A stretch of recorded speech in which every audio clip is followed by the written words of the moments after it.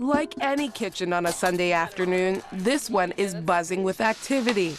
But if you look closer, you might notice something special about those who are cooking. It is safe to say that all those busy preparing this Sunday's meal are clearly under the age of 25. This has been the routine for the past couple of months. After attending church each Sunday, they all make their way to this kitchen on the other side of town and spend the next couple of hours chopping, dicing, squeezing, and cooking all sorts of food for a group of people they barely know. You see, this team runs The Lobby, a homeless outreach in downtown Edmonton out of one of the city's largest churches. So we're in the kitchen where everything happens. That's right. Every single Sunday. So what's on the menu for today? Okay, so using the donations that we got today, we decided we were going to make a spinach strawberry salad that Katie's making right there. So you got a whole bunch of spinach. I saw all of the spinach that you got. Yeah, we got, I think, like 10 cases of spinach. Wow. And probably 4 cases of strawberries or something like that. Wow. And 24-year-old Julie Simon, the brain behind this operation, has had a passion to reach out to the city's homeless for years. So when her pastor gave his blessing for her to use the church lobby for outreach, she jumped into action. I got a couple of grocery stores on board and a bakery and just started getting really small donations, and I started in my own kitchen at my house, and that's how it began. Wow. And while the first dinner Julie and her team prepared didn't attract many. Oh man, it was ridiculous. Like, there was me and a couple guys, and we would have to go out into the streets, and like I'd been cooking all day and I was so excited. I was like, I made this delicious meal for you, and like we could barely convince 5 or so people to come and eat with us. Literally 4 months later, over 100 people are known to show up at the lobby of this old movie theater turned church. Thank you. Why create a community dinner for the homeless? Well, I don't know, I guess it's kind of like just to bring hope to the hopeless.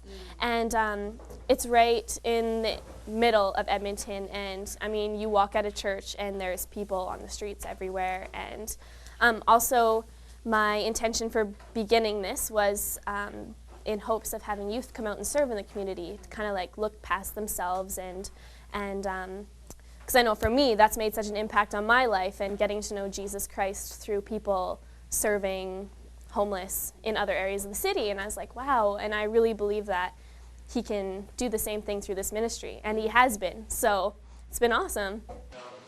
But besides the food, Julie wanted to make sure that the lobby was a positive experience for all that came.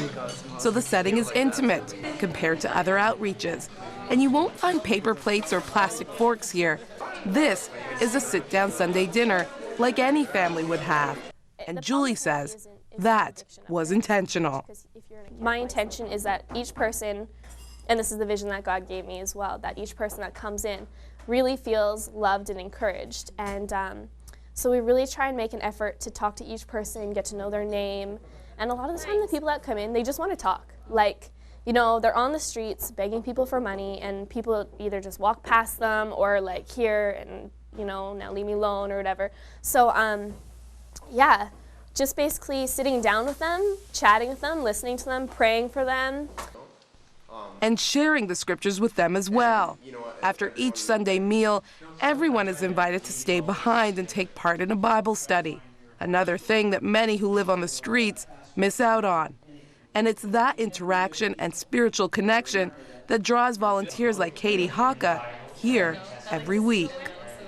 For some people, it might just be like they're hungry and they want to come eat, but I definitely get the feeling a lot of people come here because of a different feel to it. Like, I think they can really feel God moving here, and like, because we're here because we want to, and we're volunteering, and we just really want to love people, and I think they feel that. Mary definitely feels that. She has been homeless on and off for the past couple of years, but the lobby has become a safe place for her. It's not an easy life.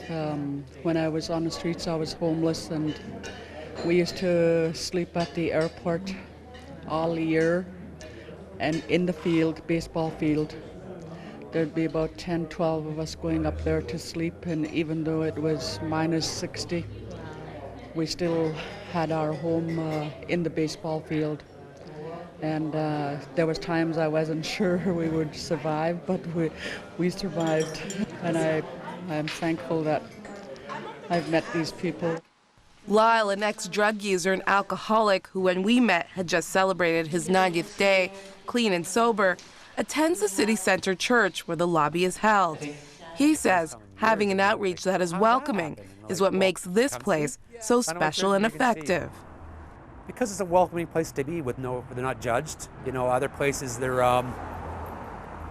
other food lineups they're like, you know, not allowed in because maybe they've been drinking or they're high. Here, we welcome them in regardless, and we give them a good meal. We preach to them, give them the message.